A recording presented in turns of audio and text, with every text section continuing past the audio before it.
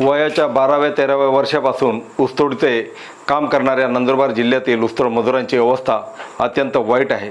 वीजभर पोटाची खडगी भरण्यासाठी हातात कोयता घेऊन ऊसाच्या फळात आयुष्य जगणाऱ्या ऊसतोड मजुरांच्या जीवावर जिल्ह्यात अनेक नेते मोठे झाले आहेत.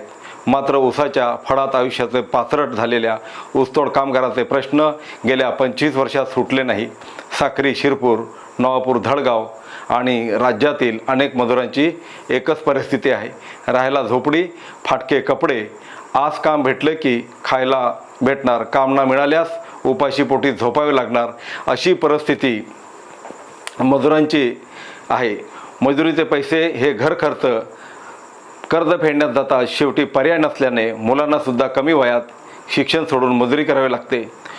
परिणामी शिक्षणावर कोयता मारला जातो.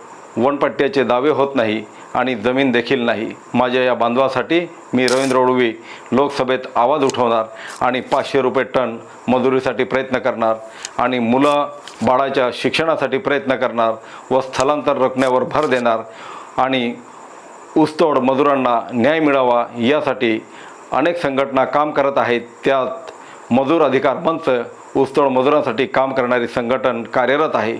सेवा जोहार, जय आदिवासी, जय भीम, जय शिवराय.